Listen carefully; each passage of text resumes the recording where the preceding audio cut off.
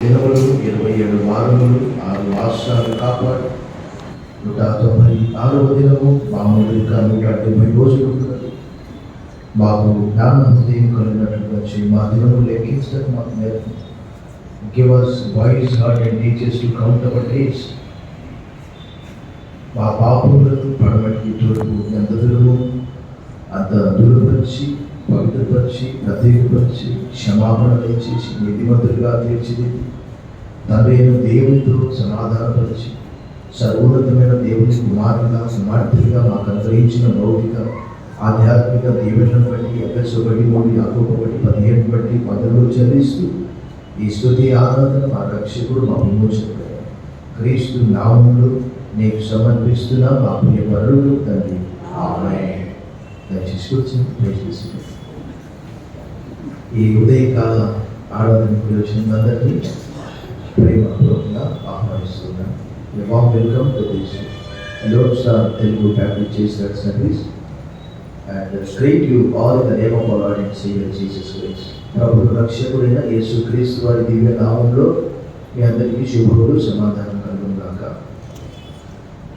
ప్రభునందు మిక్కిలి ప్రియులారా, మీ అందరి విషయంలో తలస్తూ ప్రార్థిస్తూ ఉన్నాము. మరి దేవుడు చక్కటి వాతావరణాన్ని దేవుడు మనకు దయచేశాడు. ఈ దినం మనము గ్రంథము పఠించాము. పరిశుద్ధ లేఖనాలు ప్రకటన గ్రంథము 11వ అధ్యాయము.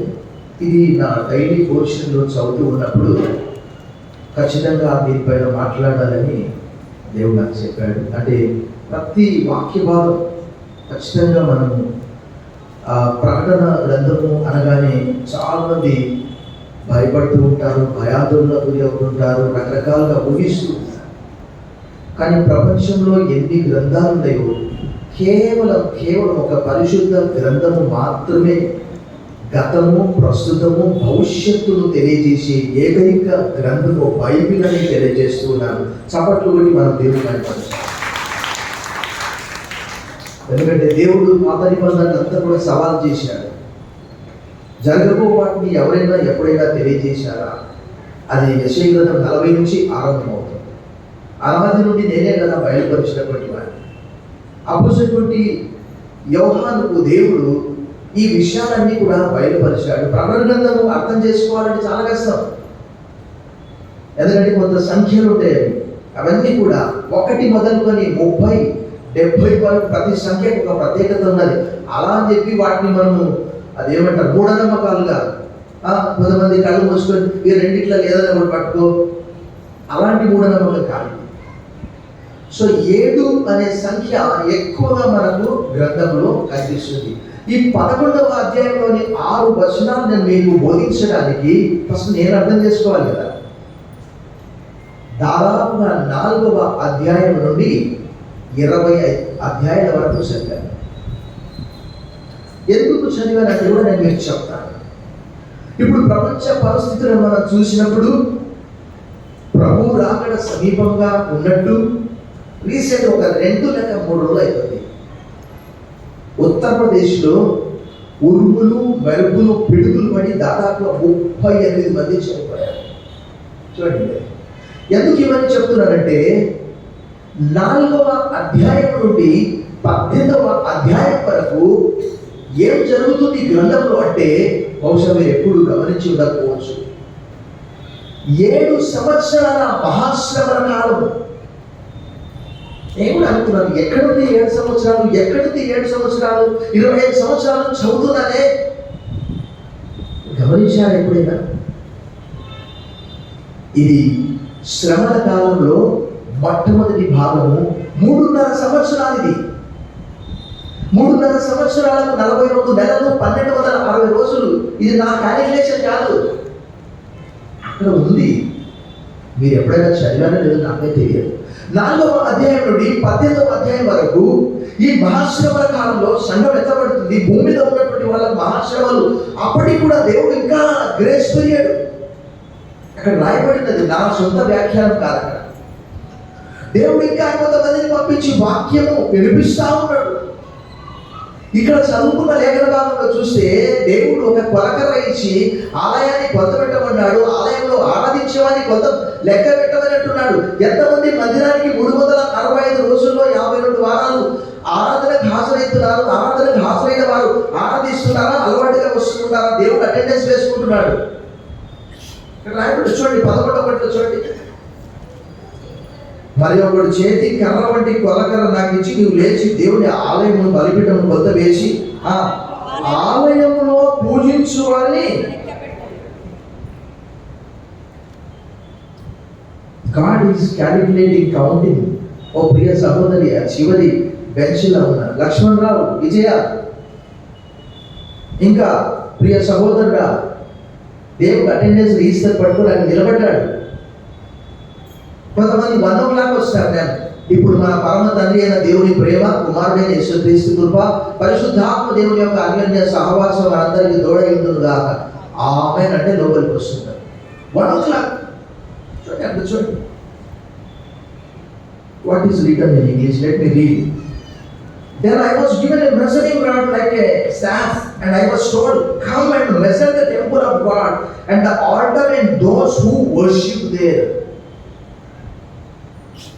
ఆరాధన అలవాట, ఆచారమా మందిరానికి వెళ్ళేది, ఆరాధించే వారిని యోహాను సువార్త 4లో కూడా దేవుడు అదే అన్నాడు కదా. అలాంటి వారి వరకే దేవుడు ఎదురు చూస్తూ ఉన్నాడట. ప్రకటన గ్రంథం అనగానే భయభ్రాంతులకు గురవుతారు. ఎందుకండి? మన తండ్రి, సపోజ్ చెప్తున్నాను, మన తండ్రి ఊరికి వెళ్ళాడు, తిరిగి వచ్చేటప్పుడు ఇంటికి ఏం తెస్తాడు? పిల్లల కొరకు, భార్య కొరకు రకరకాల గిఫ్ట్స్, మిఠాయిలు, బీచు మిఠాయి, ఏవేవో. అలాగూ మన ప్రభు మన దగ్గరికి వచ్చినప్పుడు, ప్రభువైన యేసు రమ్ము మారాథా, భయం ఎందుకండి? కొంతమంది అమ్మో దేవుళ్ళు అంటారు. ఇప్పుడు జరిగేవన్నీ నేను అనుకుంటూ ఉన్నాను. 7 ముద్రలు 5వ అధ్యాయంలో యోహాను ఏడుస్తూ ఉన్నాడు. అయ్యో, 7 ముద్రలు విప్పడానికి యోగ్యుడు పరలోకంలో కానీ భూలోకంలో కానీ భూమి కింద కానీ ఎవరు లేరని ఏడుస్తుంటే, ఎందుకయ్యా ఏడ్చేది? ఎందుకు నేను ఏడుస్తావు? దావీదు వేరు చిగురైనటువంటి యేసుక్రీస్తు వారు ఉన్నారు. చెప్పట్లు బట్టి మనం దేవుని బయటపరుస్తున్నాం. ఎందుకు ఏడ్చేది నువ్వు? 7 ముద్రలు, ఒక్కొక్క ముద్ర విప్పినప్పుడల్లా మీరు నమ్ముతారో లేదు కానీ నీళ్ల వలన, గాలి వలన, సూర్యుడి వలన, రకరకాల జబ్బుల వలన ఇక్కడ స్పష్టంగా రాయబడిన మీరు 4 నుంచి 18 వరకు కోట్ల మంది చనిపోతూ ఉన్నారు. నేను అనుకుంటాను అందులో భాగంగానే బహుశా ఈ కరోనా వచ్చి కోట్ల మంది చనిపోయారు. నాకు తెలియదు. I do not know exactly. I'm not a profit. నేను ప్రవక్తను కాదు ప్రవచించడానికి.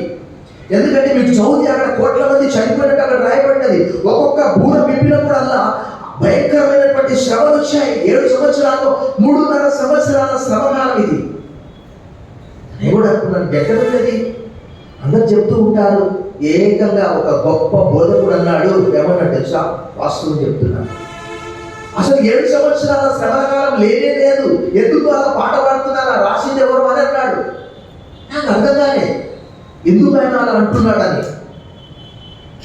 ఎందుకంటే ఇది ప్రవచన ప్రకారము జరిగినటువంటిది.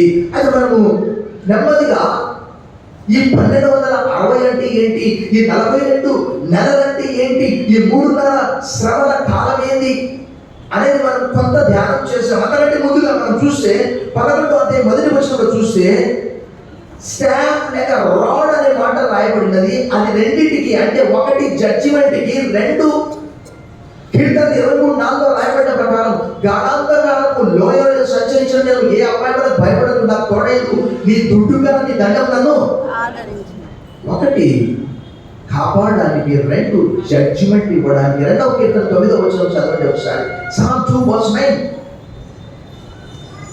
Psalm 2:9. ఇనుప దండముతో వారిని నలగగొట్టెదవు, కుండను పగలగొట్టినట్టు వారి ముక్క చెక్కలుగా నువ్వు పగల. ఇది యేసుక్రీస్తు యొక్క ప్రవచనం. అని 19వ అధ్యాయము ప్రకటన గ్రంథము 15వ వచనం కూడా ఒకసారి చూడండి. 19వ అధ్యాయము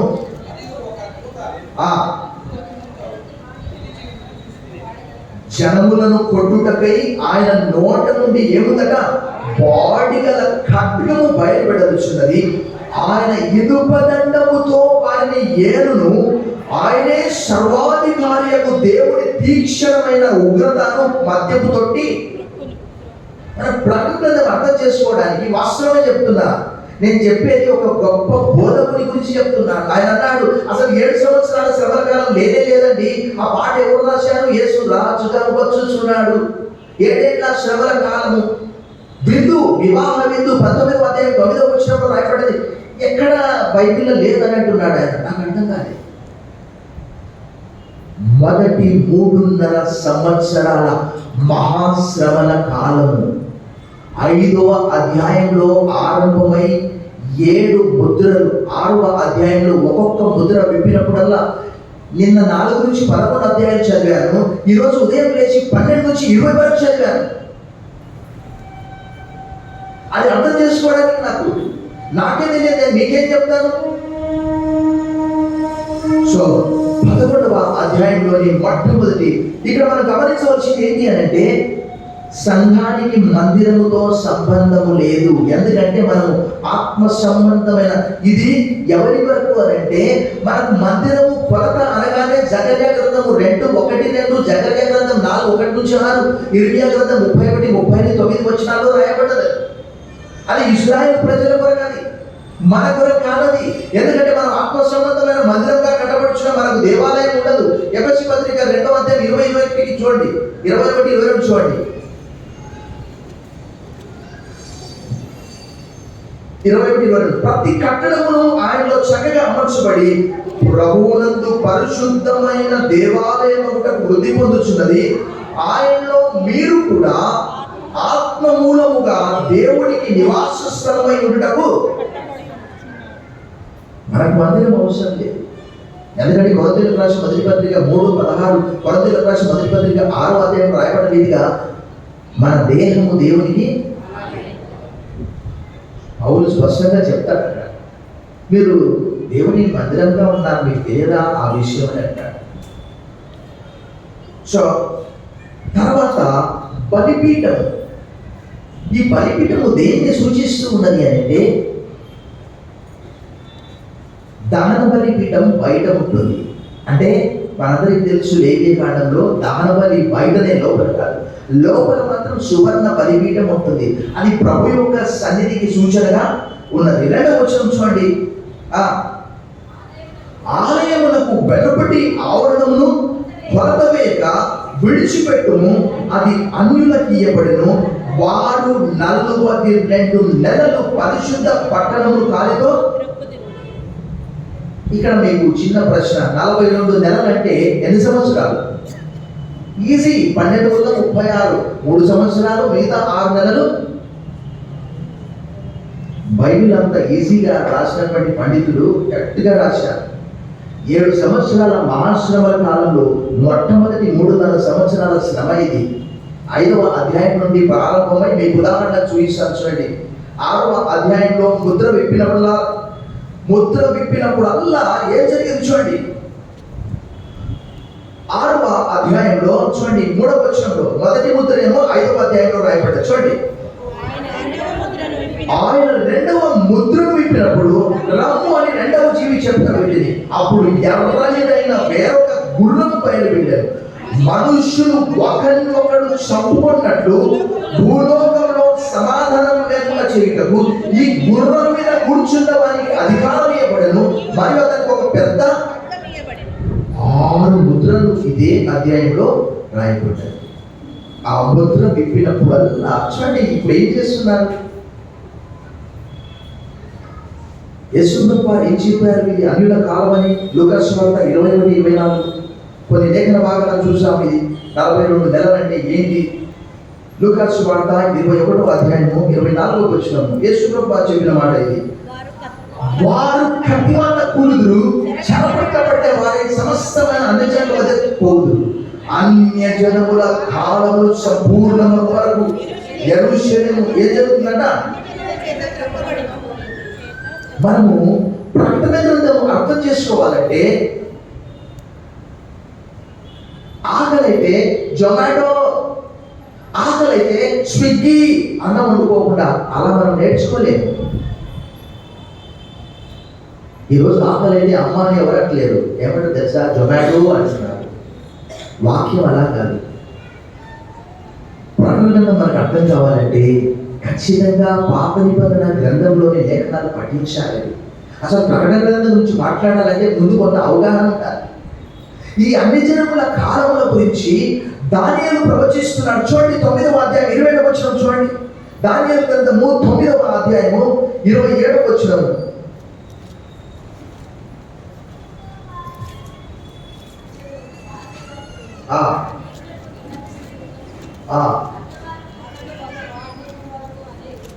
అతను ఒక వారం వరకు, ఇక్కడ ఆగాలి మనం. వారం అంటే ఏంటి తెలుసా? 7 సంవత్సరాలు. ఒక్కొక్క రోజు ఒక సంవత్సరానికి సూచన. మీకు చూపిస్తాను. బైబిల్ భాష కూడి ఒక కాలము, కాలములు, అర్ధకాలం అంటే కూడా ఏంటి తెలుసా? ఒక కాలం అంటే సంవత్సరము, కాలములు అంటే 2 సంవత్సరాలు, అర్ధకాలం అంటే 6 నెలలు. అట్లా కూడా రాయబడ్డది. అవి కూడా చూపిస్తాను ప్రకటన గ్రంథంలో. ఈ 42 నెలల తర్వాత మనకు ప్రకటన 11 అధ్యాయం 3వ వచనంలో చూస్తే 1260 రోజులని కూడా రాయబడ్డది. If you calculate 1260 days, it will become like 3.5 years. చూడండి ఇక్కడ 9వ అధ్యాయం 20వ వచనంలో అతడు ఒక వారం వరకు అనేకులకు నిబంధనలు స్థిరపరచును, అర్ధవారములకు బలిని నైవేద్యమును నిలిపివేయును, హేయమైనది నిలుచు వరకు నాశనము చేయవాడు వచ్చును. నాశనము చేయడానికి రావాలని నిర్ణయించిన నాశనం ముగించే వరకు ఇలాగా 70 వారాల గురించి కూడా రాయబడింది. 24వ వచనం చదవండి. తిరుగుబాటును మార్పుటకును, పాపమును నివారణ చేయుటకును, దోషము నిమిత్తము ప్రాయశ్చిత్తము చేయుటకును, యుగాంతం వరకు ఉంటున్నట్టు నీతిని బయలుపరచుటకును, దర్శనమును ప్రవచనమును ముద్రించుటకును, అతి పరిశుద్ధ స్థలమును అభిషేకించుటకును, నీ జనములకు పరిశుద్ధ పట్టణములకు 70 వారములు. ఇక్కడ 70 వారాలంటే కూడా మీరు గుర్తుపెట్టుకొని రాసుకోవాలి. ఏంటి తెలుసా? 70 సంవత్సరాలు. చెర ముగిసే సమయంలో దేవుడే ఆయన బయలుపరిచాడు. ఇక్కడ రాయబడ్డది 9వ అధ్యాయం 2వ వచనం. చాలా సందర్భాల్లో చూపించాను. 9:2. అతని ఏలుబడిలో 10వ సంవత్సరం అందు దానియేలు నేను యెహోవా తన ప్రవక్త ఇర్మియాకు ఇచ్చి తెలియజేసినట్టు యెరూషలేము పాడున ఉండవలసిన 70 సంవత్సరములు సంపూర్తి అయిచున్నవని గ్రంథం వలన. ఒక వారం అంటే 70 సంవత్సరాలు. ఒక రోజు ఈక్వలెంట్. ఎందుకంటే దేవుని గ్రంథంలో కూడా రాయబడ్డది, ఆయన దృష్టికి 1000 సంవత్సరాలు గడిచిన నిన్నటి దినం వలె ఉన్నది. కీర్తనలు 90, పేతురు రాసిన 2వ పత్రికలో 3వ అధ్యాయంలో రాయబడింది. ఇదే దానియేలు గ్రంథంలోని మరి ఒక లేఖన భాగం మనం చూసాం. చూడండి, దానియేలు గ్రంథము 12వ అధ్యాయము 11వ వచనం చూడండి.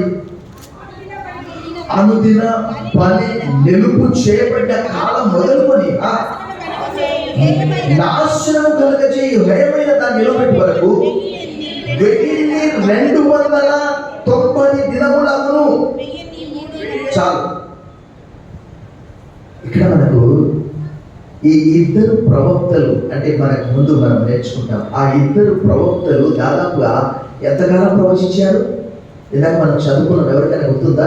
11:3 నుంచి 5 వరకు. చూడండి 3వ వచనం. 1200 మనకు లేఖన భాగం మనం చూసాం.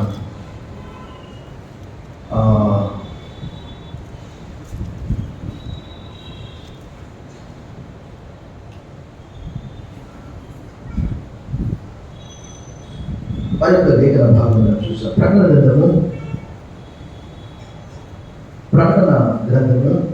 12వ అధ్యాయము. ప్రకటన గ్రంథము 12వ అధ్యాయము 6వ వచనం.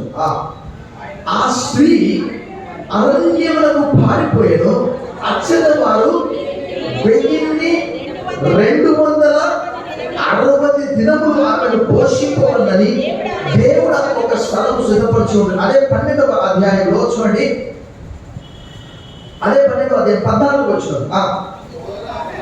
ఆమె అరణ్యంలో ఉన్న తన చోటికి ఎగురునట్లు గొప్ప పక్షిరాజు రెక్కలు రెండు ఆమెకి ఇవ్వబడి అక్షర సర్ప ముఖమును చూడకుండా ఆమె ఒక కాలములు అర్ధకాలము పోషింపబడును. ఇందాక నేను ఏం చెప్పాను? ఒక కాలం అంటే, కాలాలంటే, అర్ధకాలం అంటే 11వ అధ్యాయంలో మరొక లేఖన భాగం చూడండి, 5వ వచనం. డంపపు మాటలను దేవ దూషణను పలుకుడు ఒక నోరు దానికి ఇవ్వబడను, మరియు 42 నెలలు తన కార్యము జరపని అధికారం దానికి. అంటే ఫుట్నోట్స్ ఏమన్నది? లేక 42 నెలలు ఉండటం దానికి. ఇది మహాశ్రమల కాలంలో మొట్టమొదటి 3.5 సంవత్సరాల గురించి మాట్లాడుతున్నాడు. మీరు ఇంటికి వెళ్ళిన తర్వాత చూస్తే ఒకనొక సమయం వస్తుంది, చచ్చిపోవాలని ప్రయత్నం చేస్తారట, కానీ వాళ్ళకి చావు రాదంట. చూడండి 9వ అధ్యాయంలో 6వ వచనంలో రాయబడింది, ఆ దినములలో మనుష్యులు మరణమును బ్రతుకుదురు కానీ అది వారికి దొరకనే, చావాలని ఆశపడదు కానీ మరణం వారి ఎదుటి. చావనన్నా చేస్తారంట కానీ దేవుడు మాత్రం నమ్ముకోరంట. రాయబడ్డది అక్కడ. పైగా ఏమంటారంట తెలుసా? దేవుడు దూషిస్తారంట. ప్రభునందు మిక్కిలి ప్రియులారా, ఇప్పటికే 3వ ప్రపంచ యుద్ధము కేవలం ఒక అడుగు దూరంలో ఉందంట. ఎందుకంటే విషయం ఏంటంటే, భారతదేశ ప్రధానమంత్రి రష్యాకి వెళ్ళి పుతిన్ను ఏం చేశాడట? హక్ చేసుకున్నాడట. ప్రపంచమంతా ఒకటైపోయింది, కొన్ని దేశాలు మాత్రము మరొక వైపు ఉన్నవి.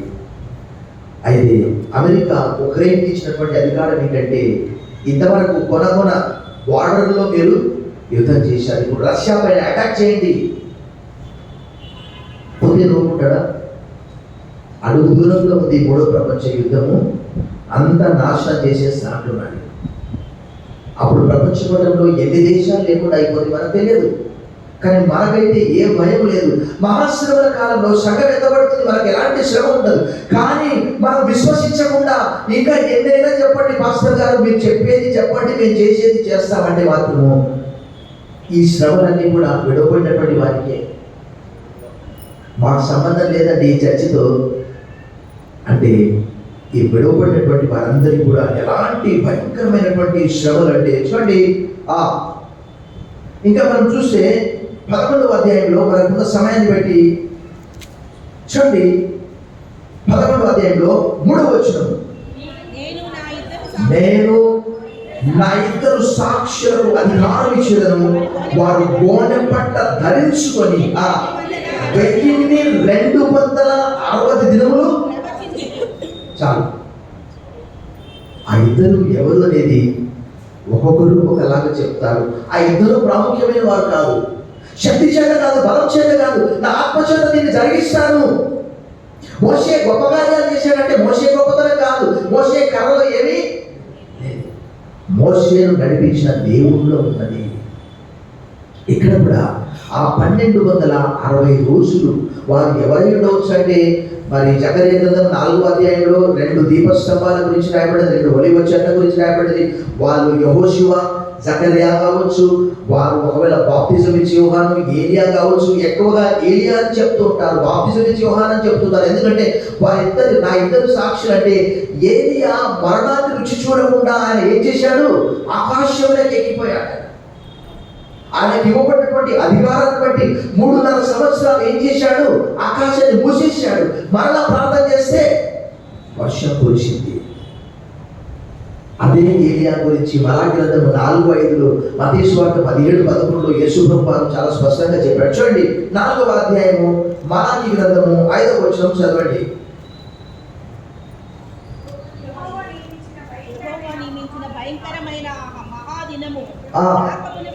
రాకమునకు నేను ప్రవక్తయగు ఏలియాను మీ యొద్దకు నేను వచ్చి దేశమును శపించకున్నట్లు అతడు ఏం చేశాడట? తండ్రుల హృదయములను పిల్లల తట్టును, పిల్లల హృదయములను తండ్రుల తట్టును యేసు ప్రభు చెప్పినటువంటి మాట మత్తయి సువార్త 17:11 ఏం రాయబడిందో చూడండి. అక్కడ మత్తయి సువార్త 17:11 అందుకు ఆయన ఏలియా వచ్చి సమస్తమును చక్కబెట్టునన్నమాట. ఆయన చాలా అద్భుతంగా అనేకమైనటువంటి గొప్ప కార్యాలు చేశాడు. అప్పుడు చేసిన దానికంటే ఎక్కువగా శ్రమల కాలంలో ఆయనకు ఇవ్వబడినటువంటి అధికారాన్ని బట్టి నీటిని రక్తంగా మార్చడము, ఆకాశాన్ని మూసివేయడము, ఎవరైతే వారికి హాని చేయడానికి వస్తారో వారి నోట్లో నుంచి అగ్ని వస్తుందట.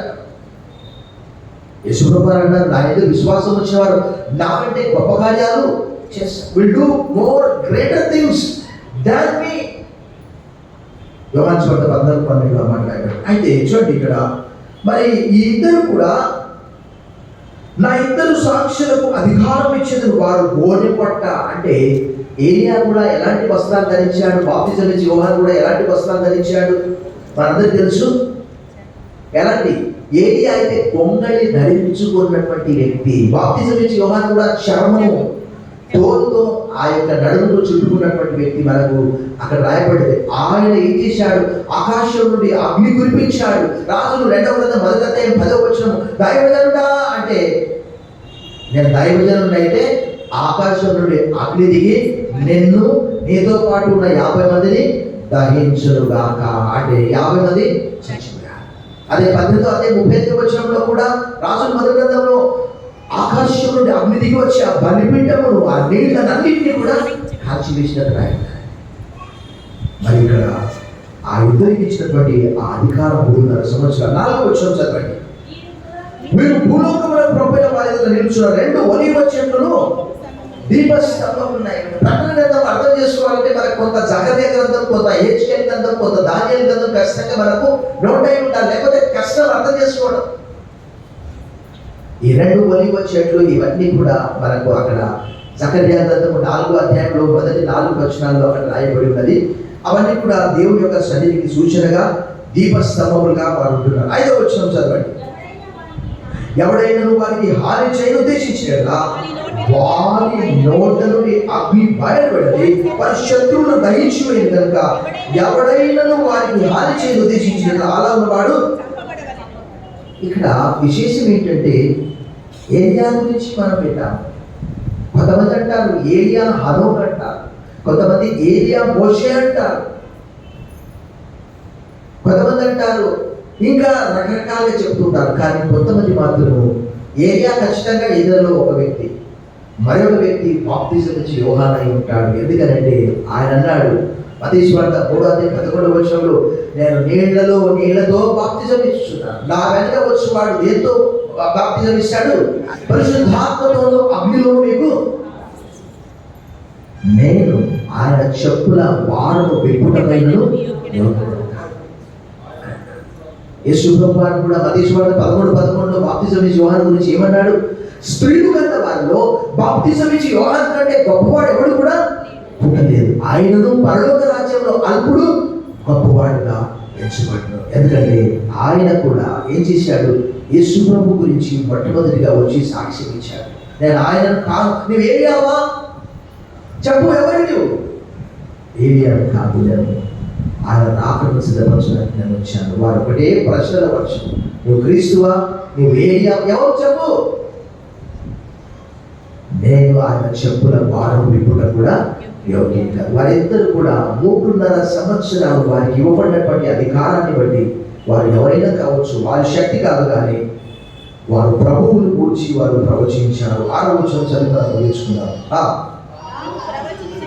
తాను ప్రవచించు దినములు వర్షం కురవకుండా ఆకాశము మూయటకు వారికి అధికారం కలదు, మరియు వారికి ఇష్టమైనప్పుడల్లా నీళ్లు రక్తంగా చేయుటకును నానా విధములైన తెగుళ్లతో భూమిని బాధించటకు వారికి. అయితే విశేషం ఏంటంటే, బహుశా మీరు ఎప్పుడు చదివి ఉండకపోవచ్చు, అగాధంలో నుంచి ఒక క్రూర మృగం వచ్చి వారితో యుద్ధం చేసి వారిద్దరిని చంపేస్తుంది. 3.5 రోజులు అట్లా పడవే పడ్డారు. ప్రభుత్వం వికిలిపోయినారా? ఈ లోకంలో ఒకే ఒకటి, దేవుడు, దయ్యము, వెలుగు, చీకటి, మంచి, చెడు. రెండింటి కూడా దుష్టులు అలాగు ఉండగా గాలి చెదరగొట్టు ఎటువైపు ఉంటావో అని ఒక సమయం వస్తుంది. The wicked are not like that. They are like shade that the wind drives away. Therefore, the wicked will not stand in the judgment, nor sinners in the congregation of the righteous. కాబట్టి నీతిమంతుల సభలో పాపులను 1వ కీర్తన 6వ వచనం. న్యాయపరుసులో దుష్టులను, నీతిమంతుల సభలో పాపులను ప్రభు వస్తాడు. ఆయనకి ఇవ్వబడినటువంటి అధికారాన్ని బట్టి ఈ మహాశ్రమల కాలంలో సంఘం ఎత్తబడుతుంది. భూమి మీద ఉన్నటువంటి వారు ఎవరంటే అవిశ్వాసులు, రక్షింపబడినటువంటి వారు, అటు ఇటు తిరిగేవారు, బైబిల్ లేనివారు, బైబిల్ గురించి తెలియని వారు, తెలిసినా పాటించని వారు, నాకేమవసరం, ఇది నాకు కాదులే. ఆ మహాశ్రమల కాలంలో వారిద్దరు కూడా భయంకరంగా చంపివేయబడతారు. కానీ అద్భుతం ఏంటంటే దేవుడు మృతులను సజీవులంతా చేసేది 3.5 సంవత్సరాలు ఆ మహాశ్రమంలో వారు 1260 రోజులు ప్రవచించి హతసాక్షులు అవుతారు. చప్పటి కొట్టి మన దేవుడిని నడిపిస్తారు. వారు హతసాక్షులైన తర్వాత ఏం చేస్తారంటే తెలుసా? లోకాన్ని బాధించారు కాబట్టి లోకంలో ఉన్న వారంతా ఏం చేశారంట? ఉత్సహించి ఒకరికొకరు కానుకలు ఇచ్చుకున్నారంట. చూడండి 11వ అధ్యాయంలో ఏమని రాయబడ్డది? 11వ అధ్యాయం 9వ వచనం. మరియు ప్రజలకును, వంశములకును, ఆయా భాషలు మాట్లాడే వారికి, జనములకు సంబంధించిన వారు 3 దినముల వారి శవములను చూచు వారి శవములను సమాధిలో పెట్టని 10వ వచనం. ఈ 2 ప్రవక్తలు భూనివాసులను వాదించినందున భూనివాసులు వారి గది చూచి సంతోషించుచు ఉత్సహించుచు ఒకరికొకడు ఖడ్గములు పంపుకొందురు. చూసారా? బాధ వచ్చింది వాడు. ఎందుకంటే ఇగో నువ్వు చస్తావు, నీ నరకం ఉంది, నీ నరకం. ఇంకా వేరే మాటలు లేవా? బాప్తిజం జీవాన్ని కూడా అలాగే అన్నాడు కదా. అబ్రహాం నాకు తండ్రి అని మీరు చెప్పుకుంటున్నారు. దేవుడు అనుకుంటే ఏం చేశాడు? మీరు రాళ్ళ నుంచి కూడా సంతానాన్ని పుట్టిస్తాడు. అబ్రహాము దేవుడు నమ్మాడు, విధేయత చూపించాడు. మీరైతే తిరగబడుతున్నారు అని ఫలింపని ప్రతి చెట్టు నరకబడి అగ్నిలో వేయబడి ఇప్పుడే కొట్టేది చెట్టు వేరున. అందుకే ఏం చేశారు? బాప్తిజం యోహాను ఆయన తల. కానీ ఇక్కడ జరిగింది వేరుగా. ఏం జరిగింది చూడండి 11వ అధ్యాయం 11వ వచనం. అయితే ఆ 3.5 దినముల అయిన పిమ్మట దేవుని యొద్ద నుండి జీవాత్మ వచ్చి వారిలో ప్రవేశించిన కనుక వారు పాదములు పూని నిలిచి వారిని చూసిన వారికి మిగుల. దేవుడు అనుకుంటే ఎండిపోయినటువంటి ఎముకలను గురించి ఏమన్నాడు? నరపుత్రుడా, ఈ ఎండినటువంటి ఎముకలు బ్రతకగలవా అంటే ప్రభా అది నీకే తెలుసు.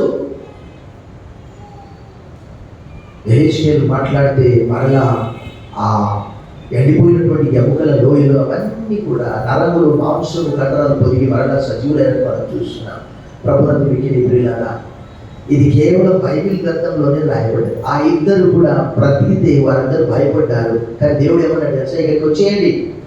12వ వచనం చూడండి. అప్పుడు ఇక్కడికి ఎక్కిరండని పరలోకం నుండి గొప్ప స్వరము తమతో చెప్పుట వారు విని మేఘారులై పరలోకమునకు ఆరోహణమైంది. వారు పోచుండగా వారి శత్రువులు వారిని. ప్రభునందు మిక్కిలి ప్రియులారా, నా అనుదిన ధ్యానంలో మాత్రమే దేవుడికి బయలుపరిచాడు. రాస్తూ ఉన్నాను, మన దినం నా బైబిల్ రాస్తూ ఉన్నాను. ప్రభా ఏంటి నాన్న దీని మర్మం నాకు కూడా తెలియదు. ఎందుకంటే ఇంతకుముందు ఎప్పుడు బోధించలేదు ఈ వాక్యం పైన.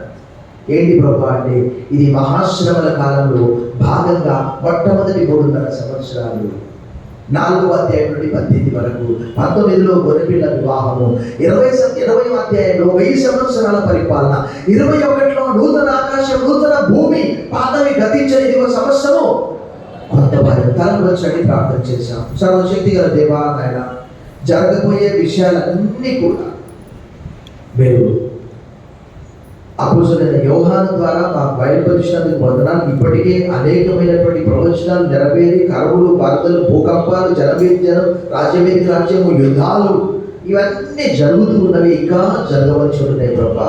వీటన్నింటినీ గ్రహించడానికి మేము ఒకవైపు లోకంలో జరిగే వార్తలు, మరొక వైపు గ్రంథాన్ని పరిశీలిస్తూ రాకడ కొరకు ఏ సమయంలో మీరు వస్తారో కనిపెట్టుకొని మీరు అనుకున్నని గడియలో మనుష్య కుమారుడు వచ్చును అని మీరు సెలవించారు ప్రభా.